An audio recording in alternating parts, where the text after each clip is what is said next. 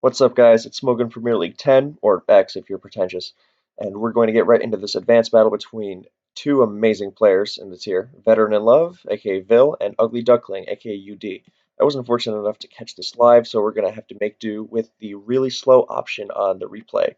So, UD leads off with the general all-purpose good lead, Tyranitar. Doesn't reveal anything about your team because, wow, I know you have T-Tar, that's really good to know. I mean, it is, but it's also not a crucial piece of information that something else like Celebi might suggest in terms of overall team, because a team with Tyranitar could be anything. So he's going to want to run away from that Salamence lead, and even this is why Tyranitar is a great lead. Even though it has to run away, it's set up sand, and Yudi's already gaining information. Because not only is he denying leftovers on walls, such as Zapdos or Suicune or Celebi that might bother his team, but he also found out, well, not just from the damage from that Choice Band Brick Break, which he feared, but also that Salamence is not leftovers and it's definitely Choice Band. So this already reveals a lot, like especially with the switch to Suicune, we're thinking Magneton right away. So with Gyarados also throwing out Hidden Power, Rock or Flying to be seen. Flying generally makes more sense because it's stab and throwing out a random Hidden Power Rock, which is supposed to be a surprise move for Zapdos and Aerodactyl, not really a good idea. And it's weird to see a Suicune switch into Gyarados because generally Gyarados switches into Suicune and uses it as setup fodder. So UD thought that maybe Bill was trying to pivot into something and use Hidden Power to hit an actual counter, and so he could respond to it. Like if it's Skarmory, he can go to Magneton, or he can taunt it and find out even more. Or if it's a bulky Gengar, then he puts it in range for a +1 HP flying later. But Vill stays in calm mind, so UD's like, alright, if you're going to force the issue, I'm going to Dragon Dance up. And fortunately, Vill crits the first Ice Beam, and UD decides, well, I'm still in good shape, because I can pound it down with HP flying, and that's really good for what we are going to assume is a physically offensive team, and then Vill gets the second. So, some really lame luck, putting UD in a worse position than he would have liked to have been in. However, he still got Snorlax, a mainstay on physically offensive teams. Soaks up special hits, throws around some nasty attacks, and has a great utility boom, which means in this case that he can survive almost any hit in a pinch and blow up, so you will not get swept. So he's going to just still take on the +1 Suicune fine, especially since it is bold, so it's not going to be threatening modest Hydro Pump or something, which would actually put some fear in Snorlax. But Vill is going to choose to switch out and go to a very sturdy Snorlax counter in most instances, and that is a defensive Leech Seed Celebi. So this is really screaming Magneton from Vill's end, because with these three, you do not want Skarmory running wild, and it will all over these guys. So he forces the recover, eating some 12% from Leech Seed, and that is enough to give Tyranitar a free switch, which Celebi now has to run away from. So with Suicune down, Vill opts to go to his other Tyranitar check in Claydol. However, he figured this is going to be some Dragon Dancer, and Claydol can respond somewhat before using Mence to intimidate and try and defeat it that way. However, UD just goes straight on the offensive because he is not a Dragon Dance variant, he is Crunch. And that is going to take Claydol out in 2 hits while taking nothing back from that Earthquake. So this is a bulky Crunch Tyranitar, which also suggests Pursuit, and physically offensive teams hate Will-O-Wisp Gengar, so this Tyranitar specializes in removing them. And having a Pokemon that hits Pert with the Assume and HP Grass is never a bad thing, especially for teams that want that physical wall out of the way. So with Gyarados down, UD now goes to his secondary ground and fighting response in his own Salamence. Now with Claydol down, since we're assuming this is going to be a Magneton here, it probably could have had Explosion or Ice Beam, so that could have gotten in the way of a Mence Sweep. And with Suicune down, then he is looking in a pretty good position for a Mence Sweep down the line. However, Snorlax of Vill's own can also take a hit.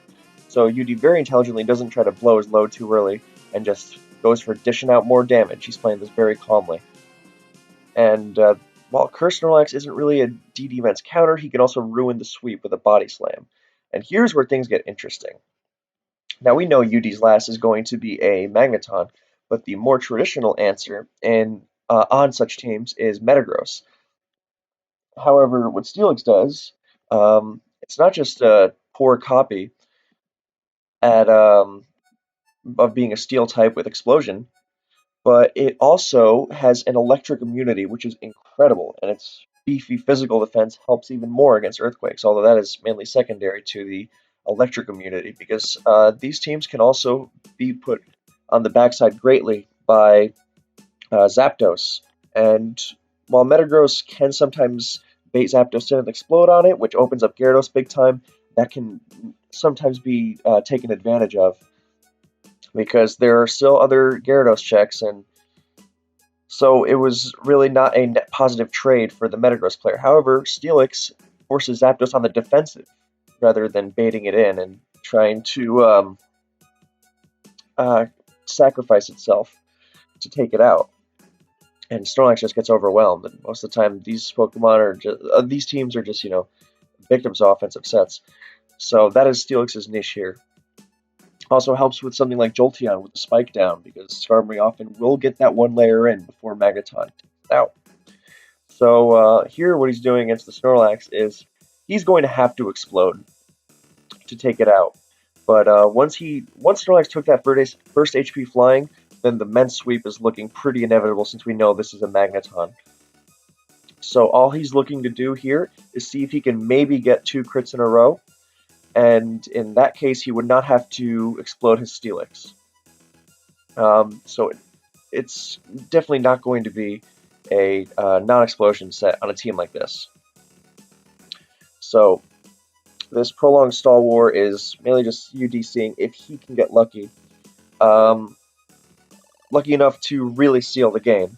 But even if he does not, and that limit is going to be approaching very soon, because Snorlax is starting to stack curses, so he's going to go for it probably one more time and then finish him off. However, even if he got like one more, then he's got his own Snorlax with Self-Destruct, which would chase it out, but that would make the game closer than it needs to be, so he's going to limit it. He gets the first crit.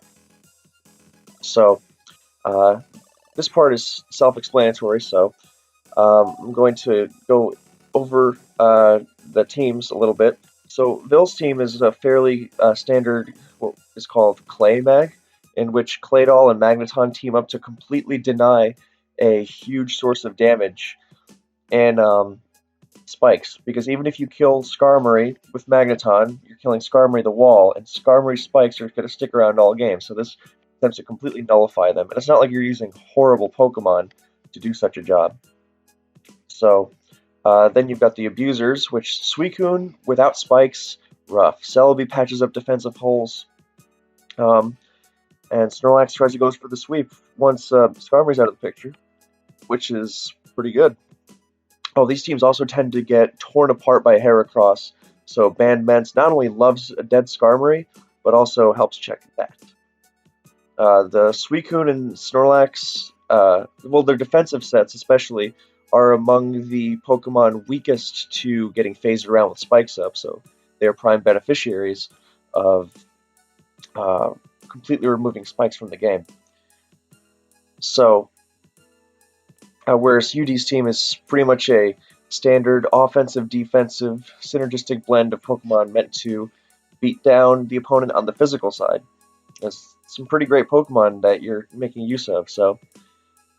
And there we see the explosion, which is going to bring Snorlax down to 13, and since the turn ends when you explode in advance, as soon as a Pokemon dies, the turn is declared dead. That's generally the easiest way to remember it. So, like, even if you double edge a Pokemon and you're at 1 HP, assuming you don't have Rockhead or something, then the turn is done, which is very useful for preying on defensive teams looking to snag or recover. So, Trantor is going to come in, finish off the Lax at 13%, and now with the knowledge that Vill's last is Magneton, then UD's DD Mence Sweep is looking pretty inevitable. So he can't use He cannot use Salamence to kill this this Tyranitar without going for Rock Slide flinches, so he must go to Suicune instead. And Suicune brings in Snorlax. Snorlax, of course, brings in Celebi, and Suicune cannot really rest on this because it's going to get taken advantage of in one way or another, whether with a switch to Magneton or getting blown up on by Snorlax, or hell, even providing DDs for Mets in certain situations. That would be more of a last ditch though. So Celebi's at good health, so it's going to come in.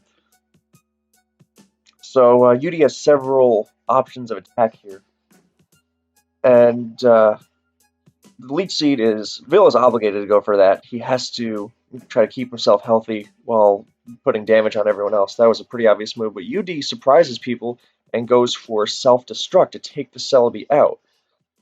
And everyone's thinking, well, what are you doing? Now it was looking really good before since you had the Lax to bail you out of every situation.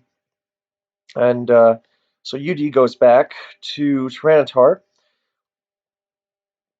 and if Suicune came in, then he would live a surf and crunch, and then Mets would finish it off. And he would try to use the synergy between Salamence and Magneton. Salamence has really good synergy with Steel types to force a DD, or to force an Earthquake or Brick Break. Um, and then Mets would DD and win. Vill would have to pull off some incredible uh, Intimidate shenanigans to pull that one off. Or the opportunity also exists that since it's defensive Suicune, then Magneton actually makes a fine one-time switch and is able to Thunderbolt. And Vill's only option to get around that somehow would be to try to beat it with his own Magneton. Switching in is not exactly preferable. Hell, he could let Tyranitar die and go to Magneton himself after, and try and win that way. Um, but everyone, you gotta admit that everyone would admit that they thought UD made it harder. However, after the game, he revealed that he was Salicberry Magneton, which no one really considers anymore because it's an extinct set. Not extinct, I mean, obviously, but generally it is much rarer than its Magnet variant, which is necessary for so many teams because of how powerful, especially defensive Skarmory is, and you really want to just ensure that 75% KO. Or 81.3. I'm forgetting right now. I also have to piss. Anyway, so UD had it locked up, and he just finishes things off with his Tyranitar and Salamence combo. So thank you guys for watching. I hope you enjoyed, and I will catch you next time.